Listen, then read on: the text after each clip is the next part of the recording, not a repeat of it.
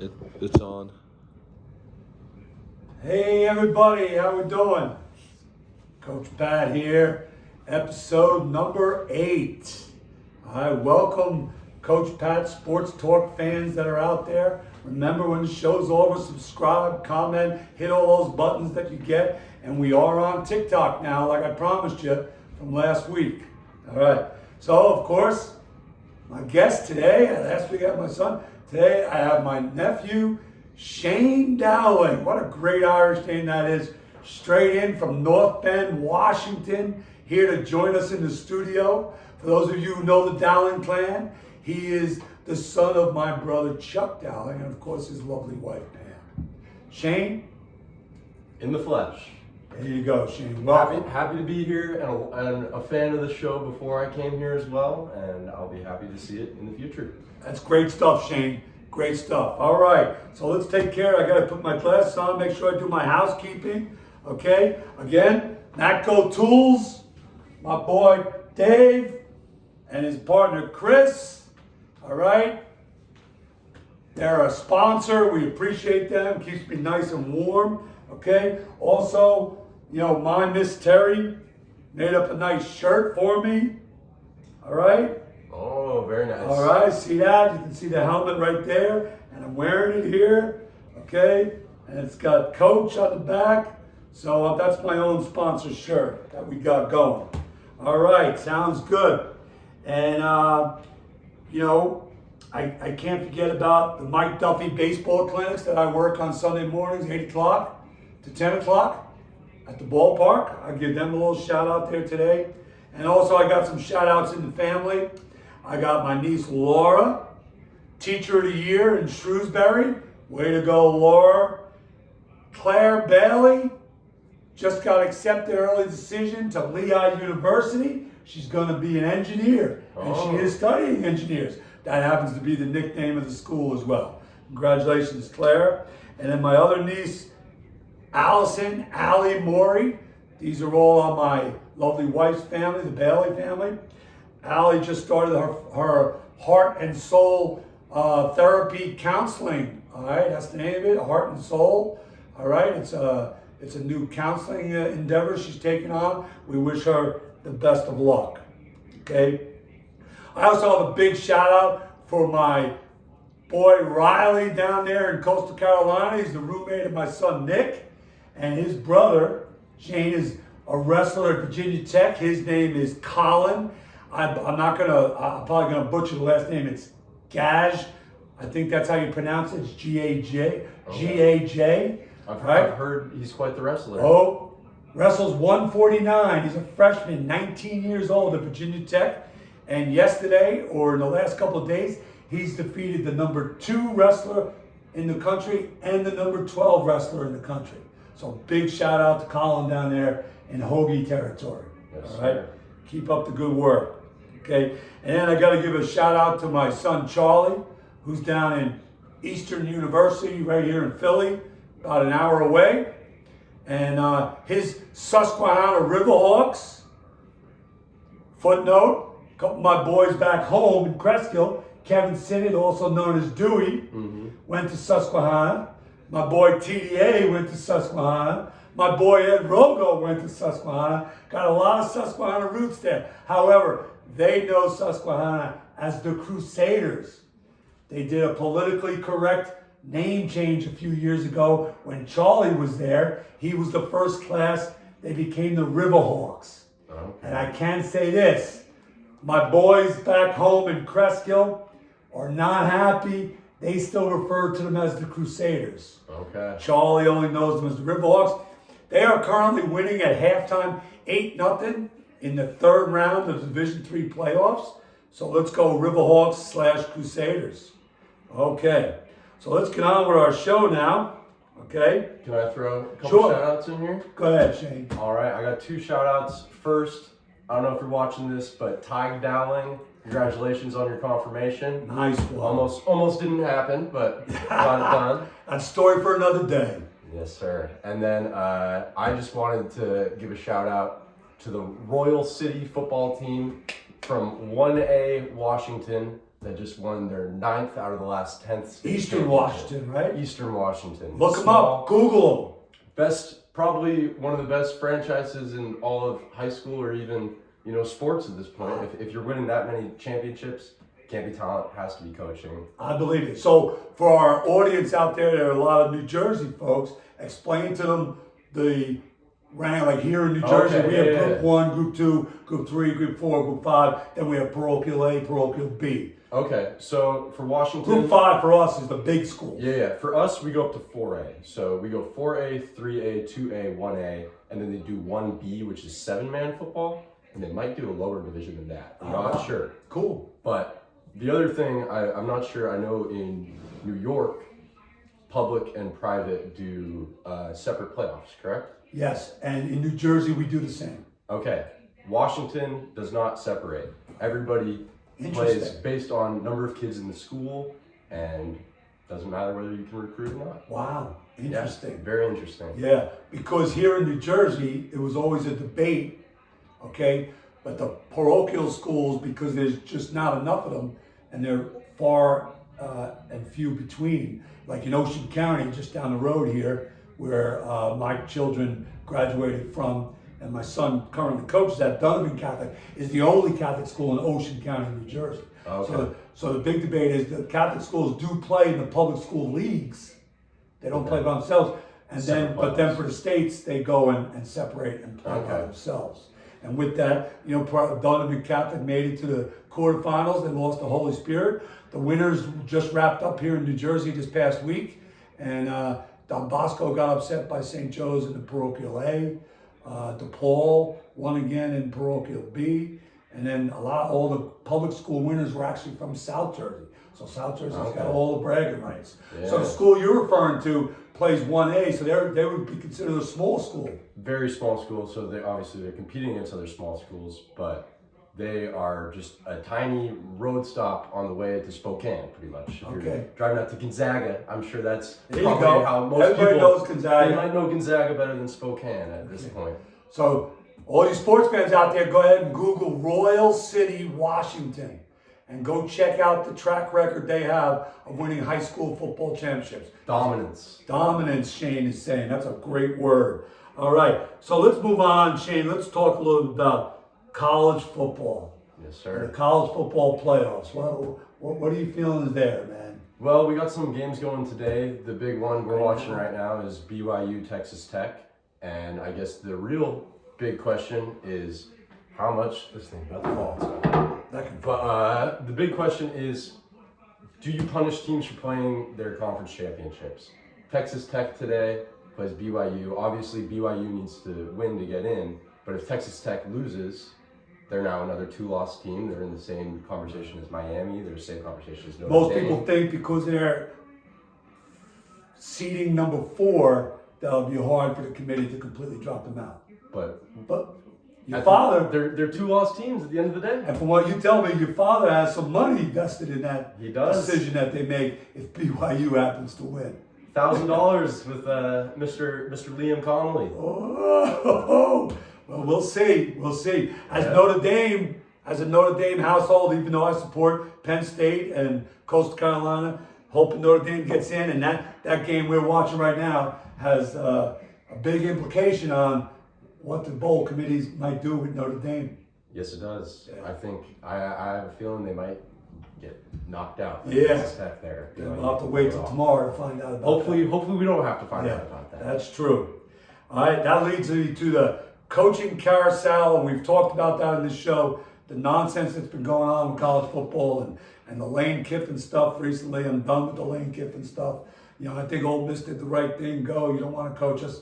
Leave. The players will play the game, and I'm sure they'll be successful. And finally, the first ones that were on the board have finally completed their search, and the Penn State Nittany Lions say they have found their man in Matt Campbell down at Iowa State. Okay. I guess if your first choice doesn't succeed, so be it if you get your 10th choice. Don't tell him he's the 10th choice though. I mean, Yeah.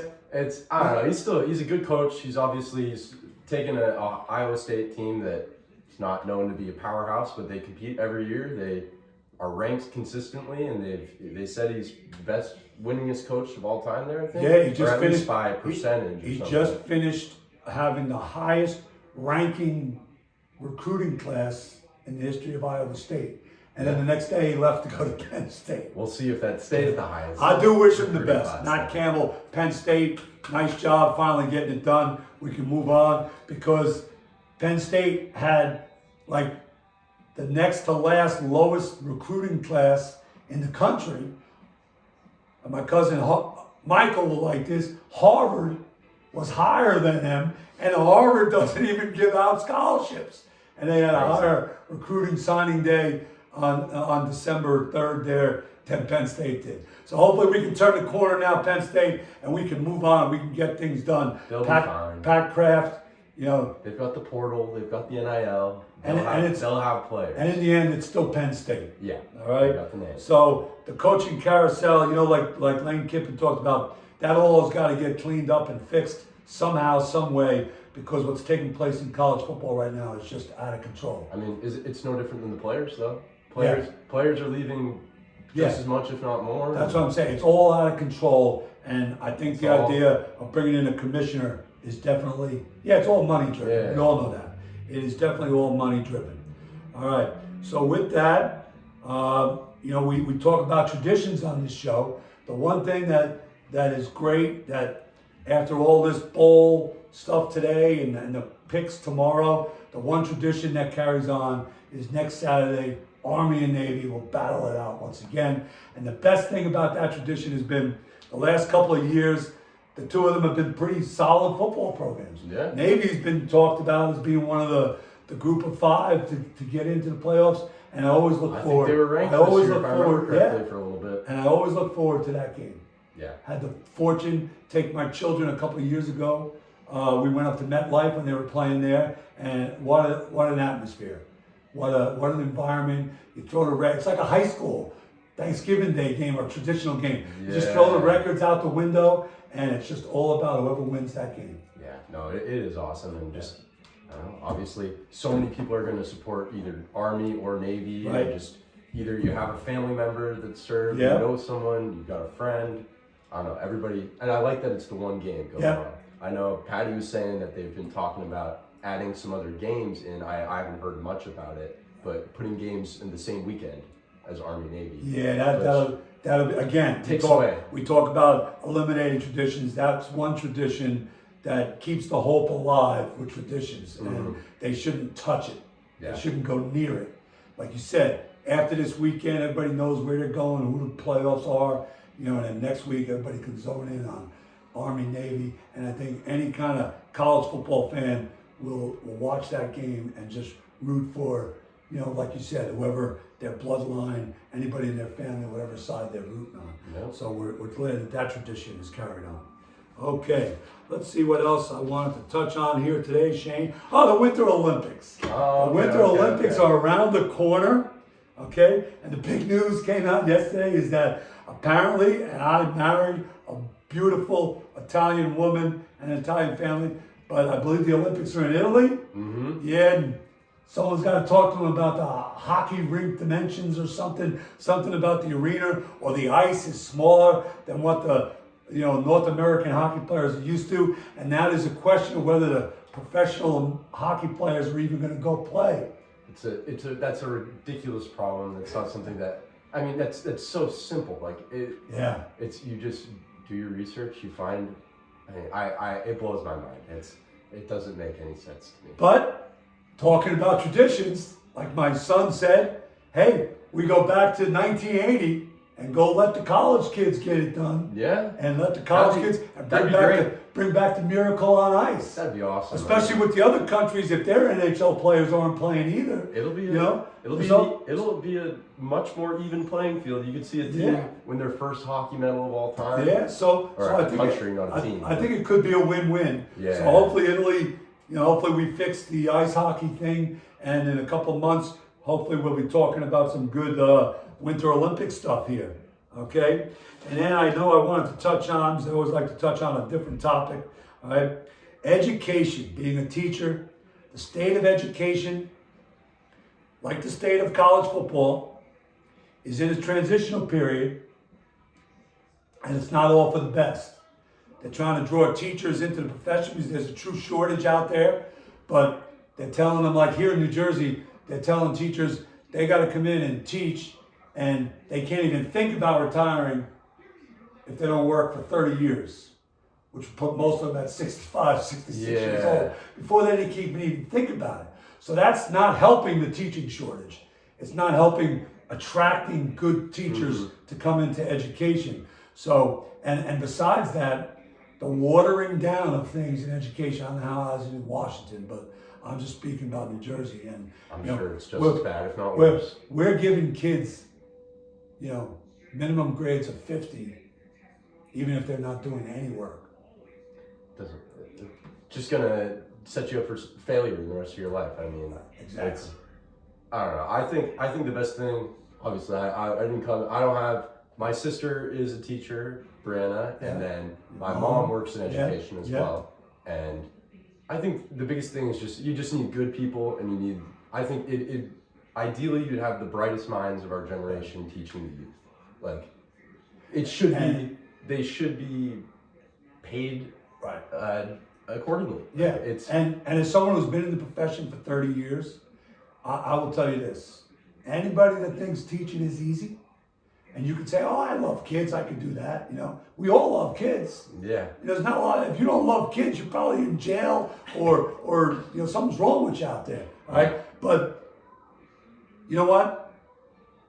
I just tell everybody, come spend a day and walk a day in a teacher's footsteps, especially at the elementary level, middle school level. I'm at the high school level.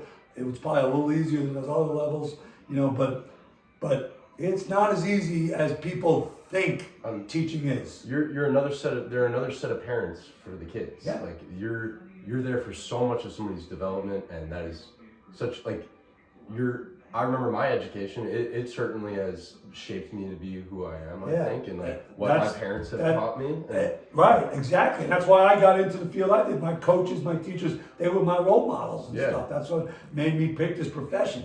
And the other thing with that is people don't understand what's behind the back doors when teachers aren't teaching, and all the requirements with paperwork and data and stuff like that, and teach to the test and stuff like that. Teachers don't have the autonomy that they once did, and it's not necessarily a good thing.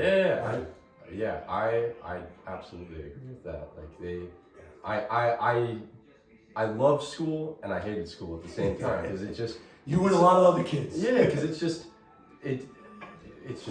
textbook after textbook after textbook, and then so some people aren't going to learn like that, and even you can't teach everybody at the same pace. Like everybody needs their own thing to learn. Some people are going to get it right away. Some people don't get it. And it depends on the subject, depends on the person. The teachers need more, or they need to bring the autonomy back to teaching. They got to let the teachers, look, they went to school for it, they're educated, they know what they're doing. Trust them. I understand you need the numbers, you need the data, especially with the funding and all that stuff. But let's focus in. Our new governor here in New Jersey, at least anyway, and whatever's going on in Washington is going on. DC, I'm talking about, right? But we got to get refocused on education and educating the youth of America. And that's why I love sports, and I've always talked about it on this show. Is there's no better education than a sports arena or a sports field and stuff like that. Because in sports, in any sport, I don't care what it is, lacrosse, soccer, softball, baseball, football.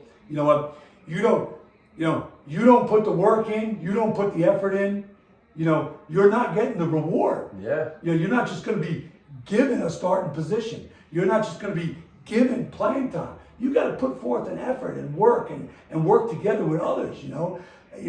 And that's a true life lesson, and that's only something that's going to help whether they choose sports as the direction they go in or not. That's one of those life lessons that just teaches them how to be successful in anything they do in life, and being a parent and being a good person. And that's why I love sports. That's I had a great high school coach, Charlie Canoon. He coached for. There's a shout out to Charlie Canoon. Huge shout out to Charlie Canoon. He was my neighbor growing up and our head coach. He winningest head coach in our school's history by long shot. Led great teams every year. We were always one of the top programs in the state. And something that he always said is that he's not teaching you to be a professional athlete. He's teaching you to be a professional. Something. Yeah, no, just a professional in whatever you do. Whatever you choose to do. It's you buy into it every day. You show up no matter what. Doesn't matter what's going on in your life. I mean, obviously, if something's going on, you communicate. Yeah. And that's true with anything. And you use the lessons you learn in sports to help you get through some of Yeah, this. if you can become great at anything, At something. you can become great at anything if you put enough time. And obviously, there's certain things that would stop that. But really, and overcoming things and so forth. Yeah. But those are great words, and that's a great role model that you had there, because it's such an understatement. Because as a coach, it's very rare you get to coach somebody that goes on and plays at the professional level, even at a college level. Yeah, it's tough. People don't realize that. That's why I tell these parents, don't put so much pressure on your kids. Let them enjoy it. Let them develop. Let them make sure you push them to work hard and point them in the right directions. But don't be putting too much pressure on them, because more likely than not, the effect that you're having on them, they're going to be going out into the real world to do what everyday people do and not be professional athletes. Yeah. So that's a valuable, that's the thing that is most important, is just learn how to be a professional and be a good person and have character, right? And a lot of that leads to, I always try to give a final thought here on mental health and social emotional learning and stuff like that. The Texas A&M, it's debatable, but that young lady, 23 years old, and they're saying now that she probably committed suicide. Her family's fighting it, saying, "Oh, she was so full of life. There's no way. There's no way." The lady who fell off of the bleachers earlier this season. Yes. Yeah. And it's turning out, and it's about the third or fourth suicide we're hearing about this year alone that have taken place on college campuses. And that's just the ones we've heard about. Mm-hmm. Never mind the ones that are out there that we don't hear about. So parents, teachers, coaches, everybody, like they say, it takes a village to raise a child. Everybody that interacts, crossing guards, custodians, bus drivers, it's important to really pay attention and get to know those children that cross your path every day, and to really talk to them and know what's going on in their life, and be an active participant in their lives, and know what's going on behind that phone and behind those computers and what they're tapping into and what they're reading and so forth and stuff like that. And you don't have to limit it to just kids either. I mean, if you adults, if you have neighbors, these college kids, they're young adults. Yeah. Like I know people call it in Washington. They call it the Seattle freeze. It's people are less friendly. Like if I walk around, like here, it's I'm true. sure it's most true. places you go, like if you walk around, I mean, not everyone's gonna say hello when you walk past them, but if you say hello to them, they usually say hello back, right? Where I was living in Seattle, I'd say less than 50% of people, I'd say something to them and they just kind of look at me, look away. And it's like, we're all here together. We're all living on this earth and trying to make it a better place for the next generations. Yeah, just treat everybody equally. Yep. Those are great words. We're getting close to finish, and those are great words to finish on. As a matter of fact, follow that up, echo those words. My father-in-law was a great man, was a social worker and everything, and the advice he gave to every one of my children, whether they were going off to high school or college, mainly was college and so forth, and the only advice he gave them, Shane, was, he said, be the first to say hello. And that's all you got to do. Please, be the first to say hello to someone. You don't know the impact that might have on someone's day and someone's life. So be the first to say hello. Be kind. Be nice. Let's make this world a better place. Hey, everybody, as always, I want to thank my man Shane for being here today. Absolute pleasure. I wish him a safe trip home tomorrow, 4 o'clock in the morning. He'll be setting his alarm, all right? And, thanks for tuning in again. Again, subscribe, send comments, take a look at us on TikTok, all right? And until next time, it's Coach Pat signing off, episode 8. And Pat McAfee, come get your boy. Pat McAfee, come on, man. Shirtless dads, baby. Here we go. See you later. Everybody have a good one.